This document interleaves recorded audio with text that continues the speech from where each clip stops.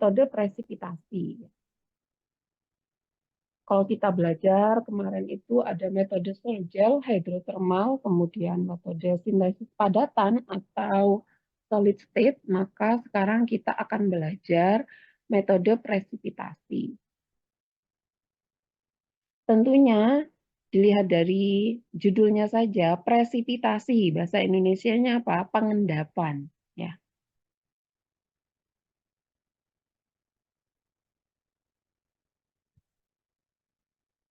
Oke. Nah, di sini kita lihat kalau misalnya ada sesuatu kita larutkan dalam air, kemudian dia larut, maka kalau kita larutkan dalam air maka disebut dengan larut, gitu ya. Kemudian kalau ada sesuatu atau senyawa yang dia tidak larut dalam air, maka disebut dengan tidak larut atau bahasa Inggrisnya insoluble. Kalau larut berarti soluble, ya. Oke, kita lihat kalau larut itu berarti bening seperti ini ya, meskipun warnanya berubah. Kemudian kalau tidak larut berarti ada endapan di sini, ya, bedanya. Oke, sekarang selanjutnya di sini dikatakan presipitasi itu apa? Presipitasi itu adalah reaksi di mana dia ionnya, ya, maka dia ion-ionnya dia larut dalam larutan, ya. Jika dicampur bersama membentuk suatu yang tidak larut. Berarti artinya adalah reaktan A, ya, misalnya di sini ada AgNO3, ion-ionnya itu larut kalau dilarutkan dalam air, ya, menjadi Ag plus NO3 minus, ya. Kemudian ada NaCrO42-, maka dia juga akan larut di dalam air menjadi Na plus CrO42-. Ya. Tapi reaktan A dan reaktan B ini, kalau kita gabungkan, maka dia menjadi tidak larut. Gambar yang sebelahnya ini ya. Nah, ini yang dikatakan dengan presipitasi. Berarti dia reaksinya, ion-ionnya, reaktannya itu, reaktan A dan reaktan B, dia sama-sama larut di dalam air, tetapi kalau dia dicampur bersama-sama di sini A dan B, maka menjadi tidak larut. Nah, tidak larut, senyawa yang tidak larut itu disebut dengan presipitasi. Oke. Berarti nanti reaktan A dari kita itu dia larut dalam air, reaktan B juga larut dalam air. Jika digabung keduanya, maka nanti akan membentuk presipitasi, ya, atau pengendapan. Oke, kita lanjutkan.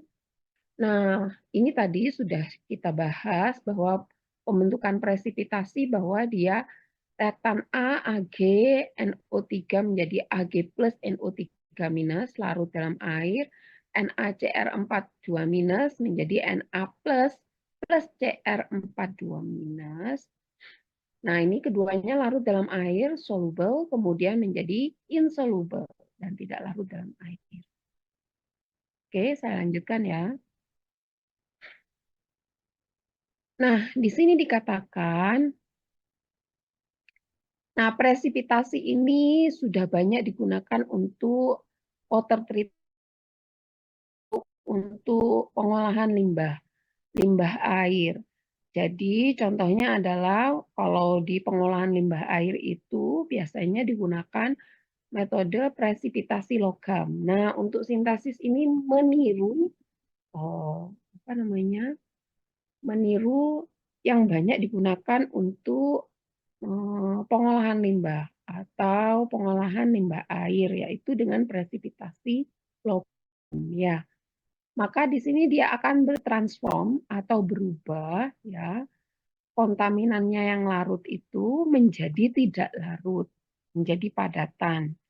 Jadi misalnya di air nih ya, di air limbah kemudian kita akan mengendapkan logamnya, maka nanti akan bertransformasi dari yang larut logam-logamnya itu menjadi tidak larut.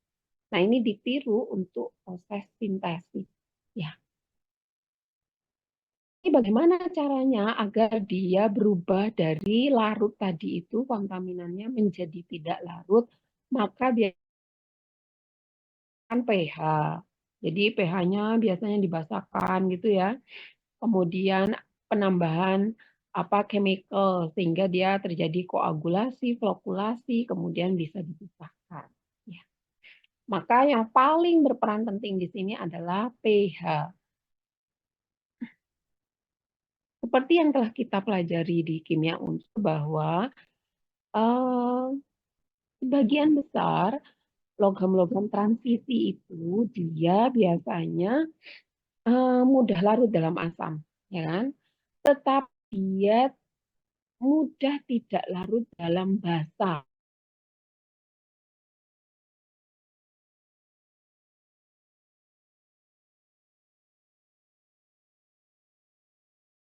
Itu kalau kita akan mensintesis, kemudian dia adalah logam-logam transisi, maka biasanya ini ada permainan pH, reaktan A, reaktan B, maka pH itu dibasahkan. Jadi pH-nya dibasahkan sampai tinggi gitu ya, sehingga dia logam-logamnya biasanya dia akan terendapkan. Dari yang terlarut tadi menjadi tidak terlarut, ya, menjadi insoluble.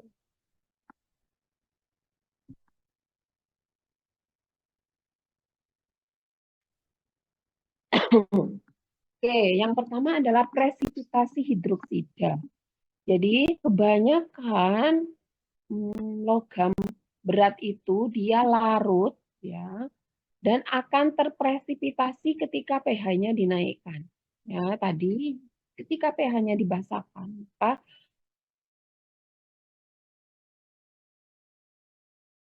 akan mengendap ya. Nah, di sini misalnya contohnya pH-nya itu ditambahkan ya. Di sini ada CuNO3 dua kali, aqueous. Berarti dia larut. Kemudian ditambah 2 NaOH, jadi ditambah ion hidroksida, yaitu berupa di sini contohnya adalah ion hidroksidanya NaOH. Yang dimana NaOH dengan dan digabungkan keduanya CuNO3 dua kali dan NaOH, maka dia akan menjadi CuOH dua kali, yaitu berupa es solid padatan. Berarti dia mengendap berupa Cu hidroksida. CuOH2 dia mengendap plus NaNO3 aqueous berada di larutannya. Ya.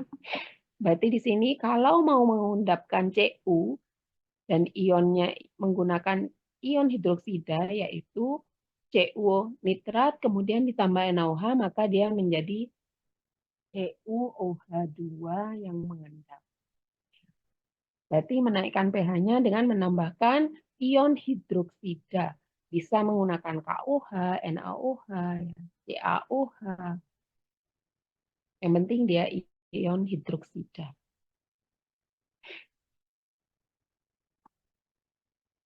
Dari sini bisa dipahami ya. Dulu ya. Halo, saya masih ada di dalam Zoom kan ya? Iya, Bu. Oh, saya ngecek-ngecek gini takutnya saya keluar. Terus saya ngomong sendiri, ya kan ya? Buatan, Bu. Saya lanjutkan. Oke, di sini ion hidroksida, banyak ion hidroksida yang bisa digunakan, NaOH, KOH.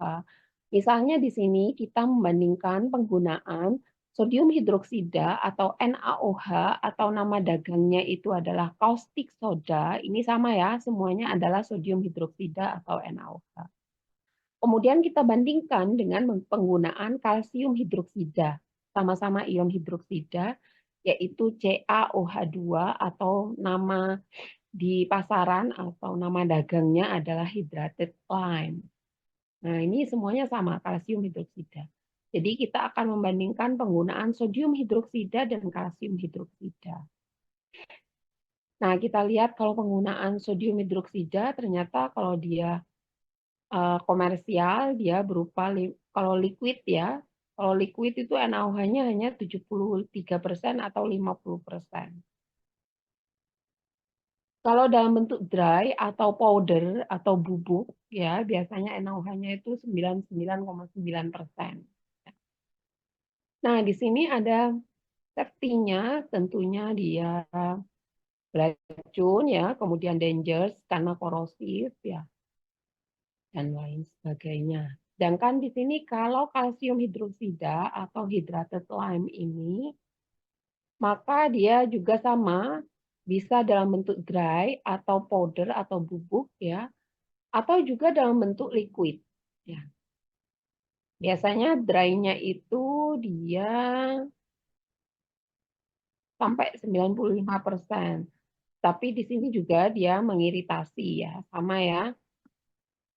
Nah, bedanya apa? Ternyata bedanya adalah hydrated lime ini dia dikit lebih mahal, kemudian dikatakan di sini juga lama juga untuk dinetralkan ya, more complicated ya. Pokoknya ini banyak complicated-nya lah, sehingga lebih suka untuk menggunakan adalah NaOH.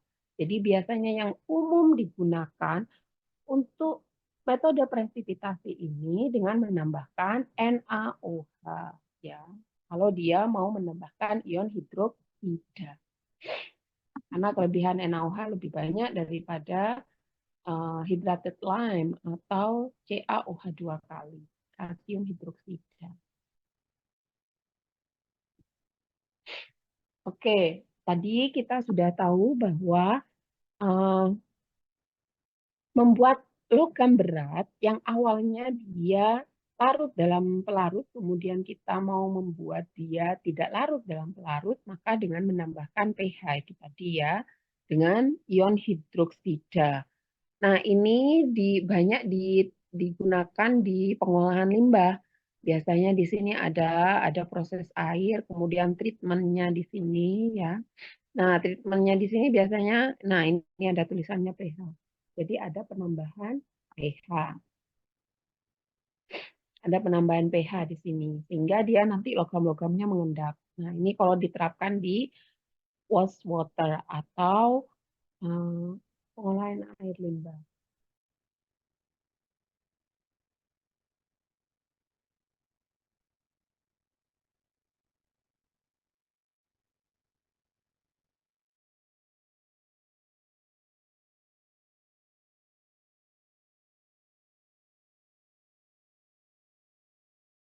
Proses sintesis. Oke. Nah, ini beberapa contoh proses sintesis kalau yang dilakukan di lab ya. Misalnya kita mau mensintesis Cu hidroksida ya. Berarti dari Cu NO3 dua kali atau Cu nitrat kita tambahkan NaOH maka menghasilkan CuOH2 dalam bentuk padatan solid ya yang dia terpresipitasi atau terendap. Kemudian kalau mau membentuk nikel hidroksida juga berarti dari nikel nitrat ditambah NaOH gitu ya. Kemudian membentuk Ag2O padatan. Maka kita menambahkan Ag nitrat ditambah NaOH, maka nanti akan dihasilkan Ag2O. Oke, dari sini mudah dipahami ya. Berarti kalau metode presipitasi yang pertama yang kita lakukan adalah memainkan pH atau menaikkan pH agar dia membentuk sesuatu endapan atau presipitasi.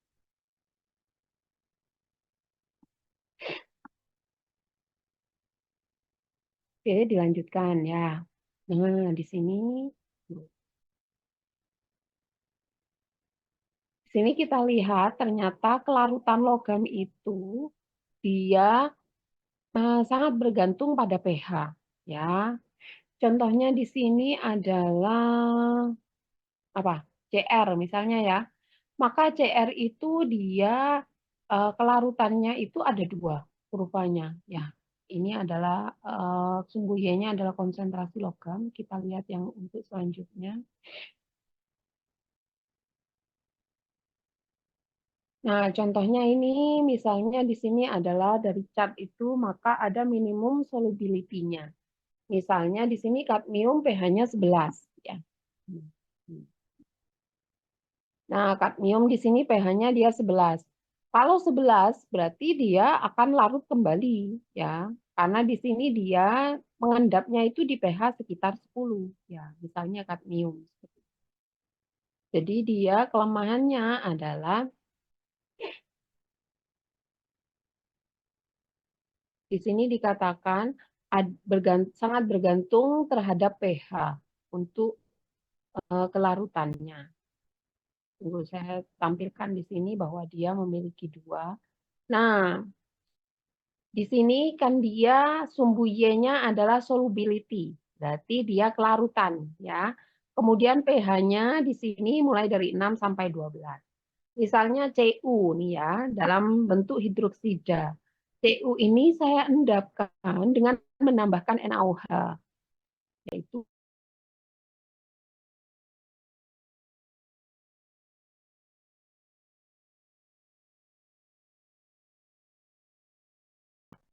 akan tetapi kalau kurang dari pH 9 maka dia akan terlarut kembali ya. Atau dia lebih dari pH 9, misalnya pH 10 akan mulai terlarut kembali. Ya, pH 11 akan mulai terlarut. Ya.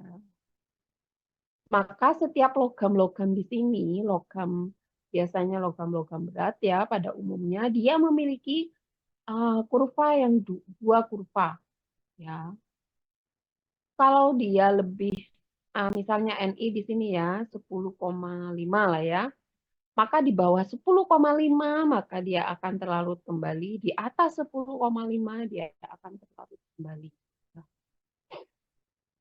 maka hati-hati di sini pH sangat mempengaruhi karena ya. Hmm.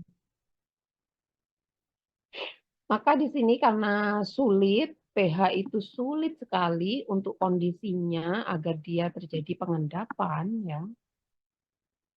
Maka solusinya adalah di sini dikatakan kita langsung saja tadi ke sini.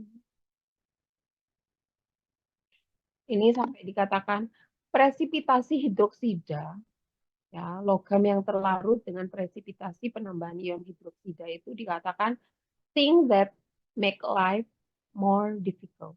Berarti membuat hidup kita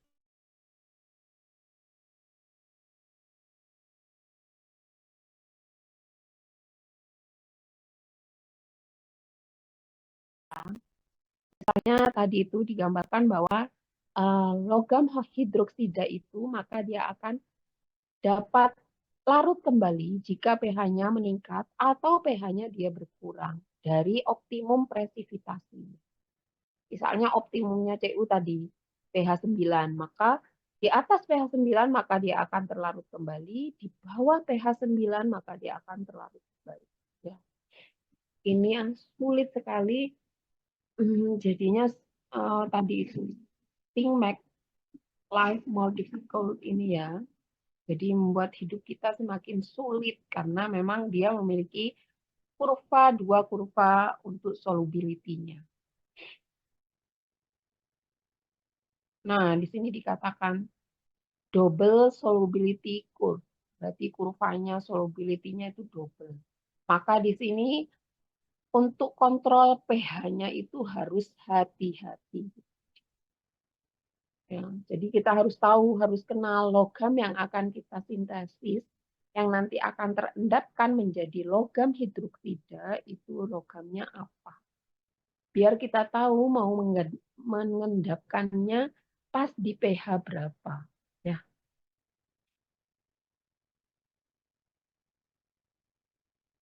Ini tadi sampai diulang-ulang ya, membuat hidup kita menjadi sulit ini karena banyak logam itu amfoter, kemudian dia memiliki kurva kelarutan yang double.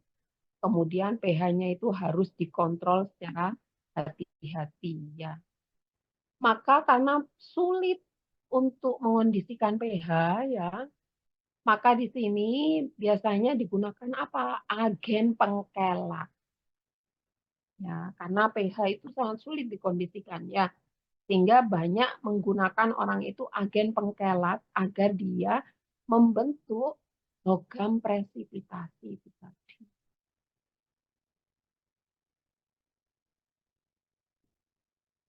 Nah, di sini agen pengkelat ini untuk apa? Untuk biasanya nanti mengendapkan ion logam ya. Nah, di sini biasanya agen pengkelat itu yang umum digunakan itu adalah ada amonia, ada fosfat, ada EDTA, ada sitrat dan sianida. Jadi kalau kita tarik kesimpulan dari yang kita pelajari tadi itu, kalau mau mengendapkan ya menggunakan metode presipitasi, maka larutan A, larutan B itu harus larut dalam air. Kalau digabung antara A dan B, maka dia akan terpresipitasi atau terendapkan. Kemudian bagaimana cara mengendapkannya? Dengan menaikkan pH, menambahkan ion hidroksida. Contohnya adalah NaOH. Ya. Nah, karena logam-logam itu memiliki kurva yang double, kurva kelarutan yang double, maka sulit untuk kontrol pH-nya, maka biasanya digunakan penambahan agen pengkelat. Ya, dengan menambahkan amonia, fosfat, EDTA, sitrat, sianida. Yang paling umum digunakan. Dari sini bisa dipahami?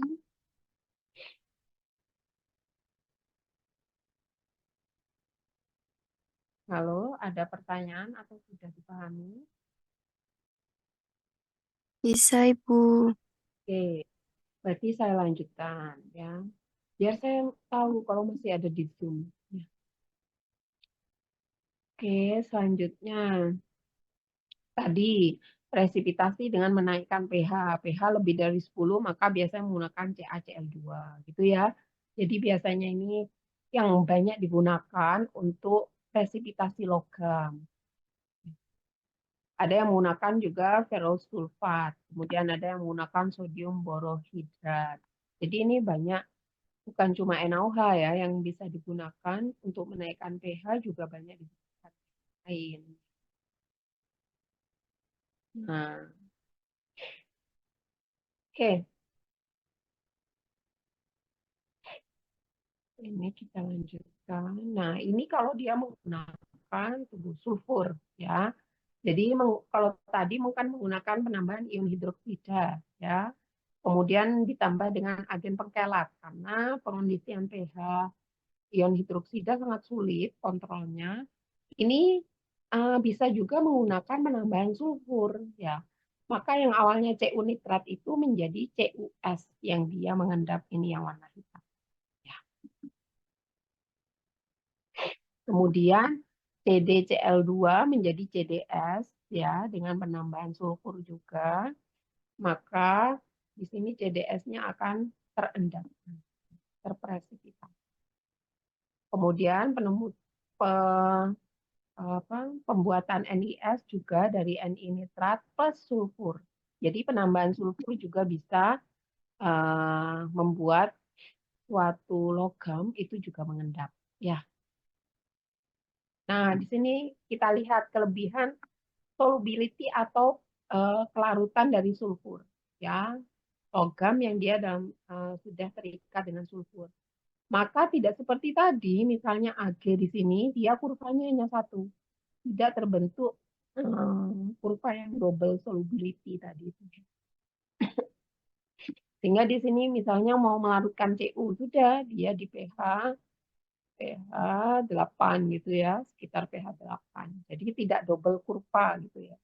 Jadi kemungkinan untuk larut kembali kalau pH-nya tetap naik itu tidak ada. Ya.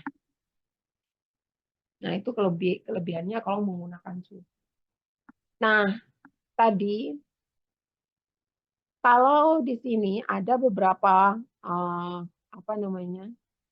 Selain senyawaan sulfur, ya, ada beberapa yang bisa digunakan tadi agen pengkelat itu tadi ya. Contohnya adalah DTC atau SDDC.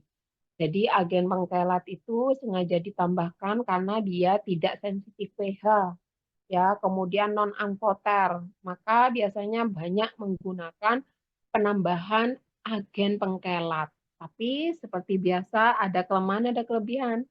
Kelemahannya dia sangat toksik. Kemudian dia ya, untuk lingkungan itu ya tidak baik, ya, toksik ya. Tapi ini DTC dan SDDC ini sebagai agen pengkelat itu sengaja ditambahkan karena dia itu kelebihannya dia tidak sensitif pH, kemudian dia non amfoter.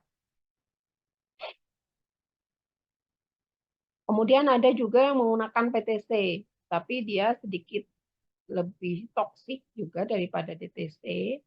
Ya, tentunya ini penggunaan agen pengkelat ini lebih toksik ya dari penggunaan hidroksida maupun sulfur. Ya, tapi kelebihannya tadi itu dia tidak dia tidak sensitif pH dan juga non amfoter. Nah, karena logam itu dia amfoter, kemudian memiliki kurva solubility double ya, yang double, kemudian dia sulit untuk mengontrol pH-nya, maka biasanya menggunakan agen pengkel. Nah, biasanya ini kalau di water treatment, ya di pengolahan limbah biasanya selain menggunakan NaOH juga biasanya itu dia menggunakan agen pengkel tadi. Oke, selanjutnya. Nah, untuk metode sintesis bisa menggunakan treatment batch atau batch treatment. Batch treatment ini biasanya jadi satu, ada isinya reaktan A, reaktan B, kemudian ada misalnya menggunakan katalis, kumpul jadi satu, diaduk gitu ya. Itu namanya adalah batch treatment.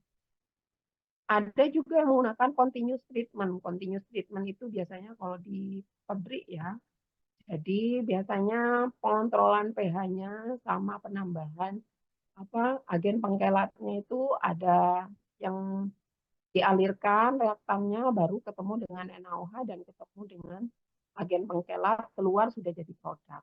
Ya, itu kalau continuous biasanya bisa. Sudah ini bisa di apa dibaca-baca soalnya. Apakah ada pertanyaan untuk presipitasi? Intinya adalah presipitasi itu, metode presipitasi menambahkan ion hidroksida. Karena pengontrolan pH dengan ion hidroksida itu sulit, maka ditambahkan dengan agen pengkelat ya, agar dia mengendap. Ada pertanyaan?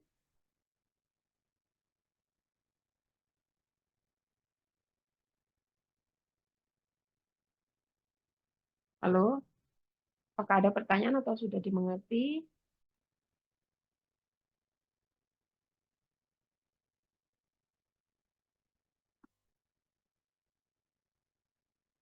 Sudah dimengerti ya, Rek?